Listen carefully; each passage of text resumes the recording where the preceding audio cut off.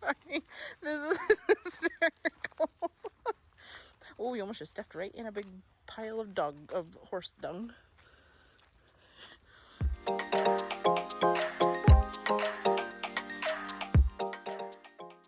We made it to the Georgia-South Carolina border, and we are going to try to answer the question of, is it worth going inside in Georgia?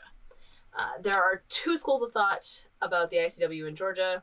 One is that the inside is beautiful, it's worth it, and the other is that the inside of Georgia is miserable and shallow and windy, and you might as well just go outside.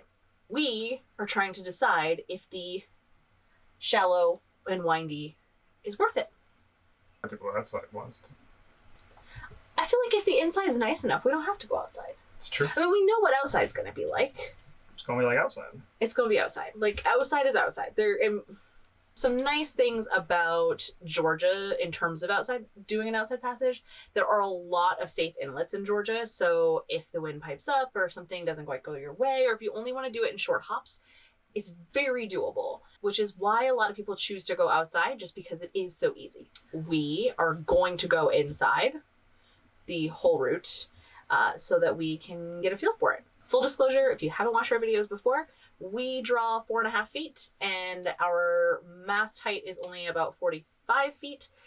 So we are pretty much ideal when it comes to the ICW, other than the fact that we can only go about 5.5 knots. We're slow, but it's pretty easy for us in terms of dealing with the shoaling and dealing with bridges. We don't have to time anything. We just kind of go. We just go. Today was our first real day in Georgia.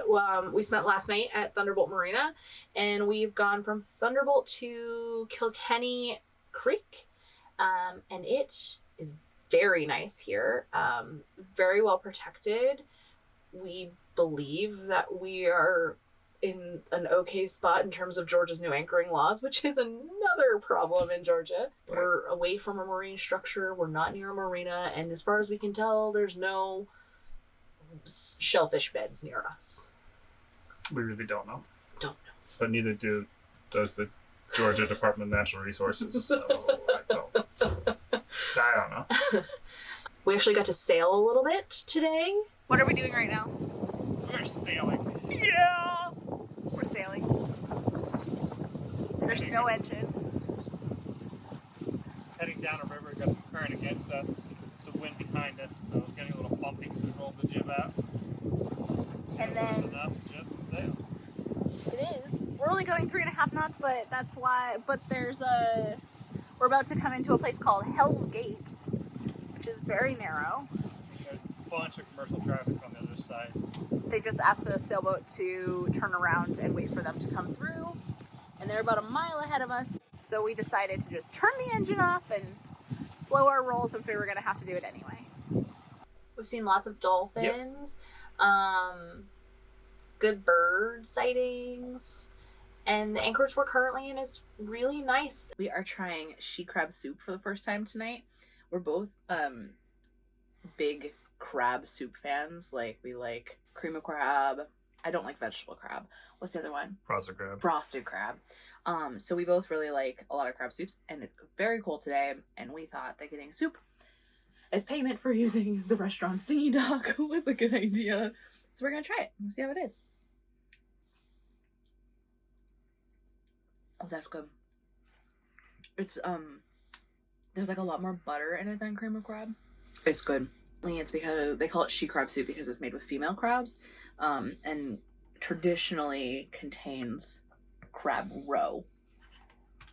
But I'm not really seeing any roe, but I don't know if I'm supposed to be able to see it because this is my first time trying it. But it tastes really good. It's like very, very buttery and creamy.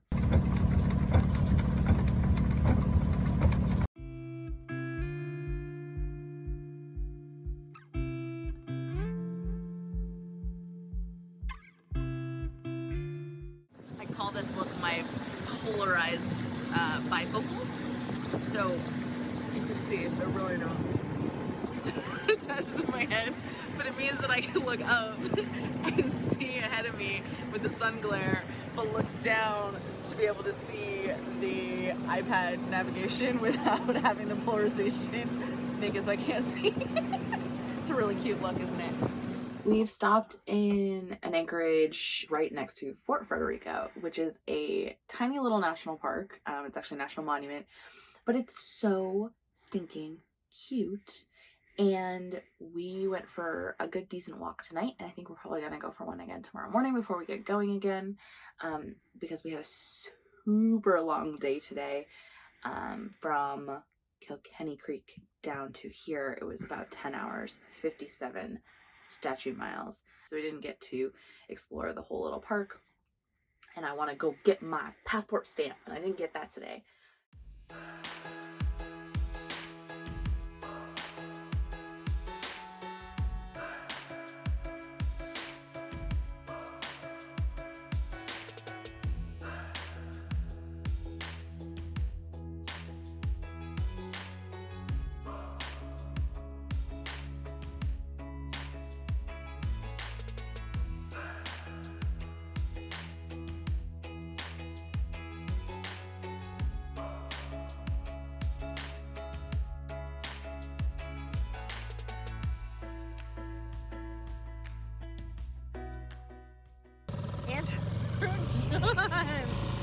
Stop!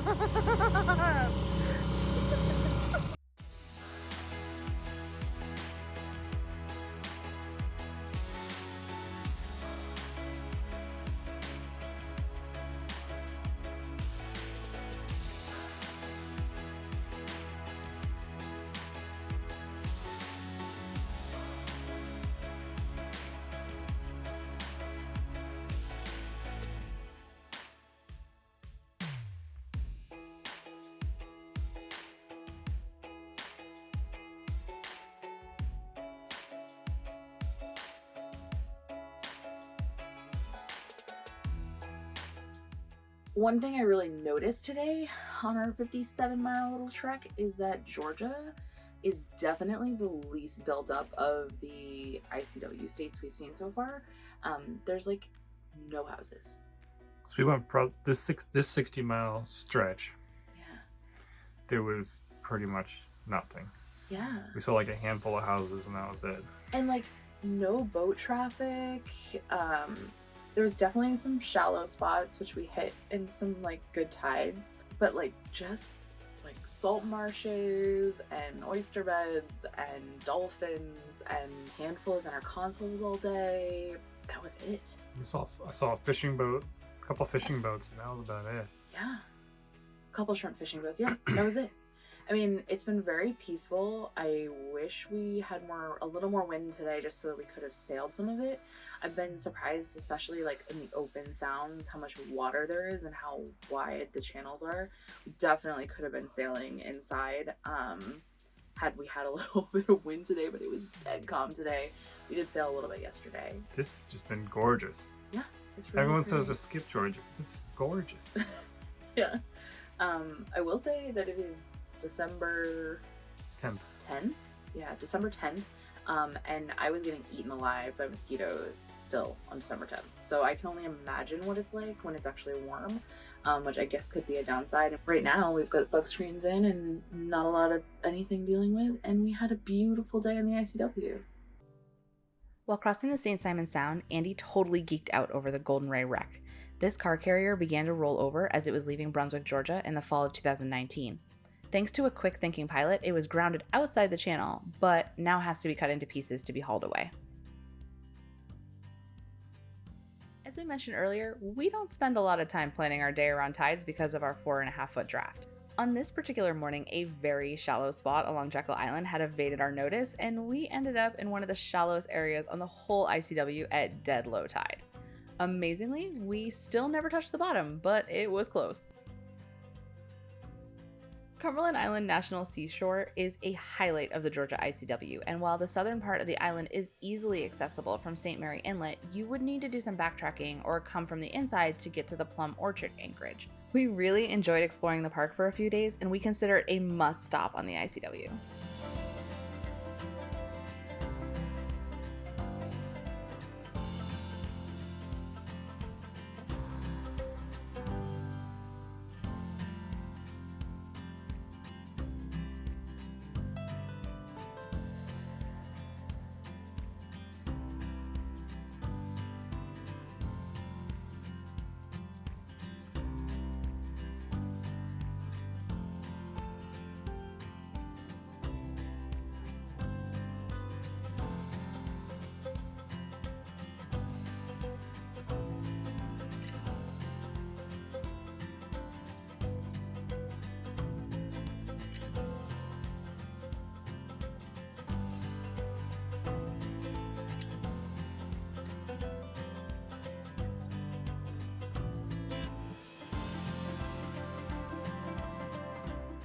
So the moment you've all been waiting for, is going inside worth it?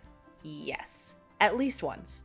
The Georgia section of the ICW is beautiful, peaceful, had very little traffic, and contains 2 national parks that are definitely worth a visit. The shoaling might be a concern and anchoring a little confusing with the new regulations, but the pros definitely outweigh the cons. Next time, we're back to boat projects, replacing our cabin sole flooring. We're down to like our last roll of paper towels. So I've been going inside marinas and like when I go to the bathroom, I stuff my pockets full of paper towels. No one's ever gonna want us in a marina again.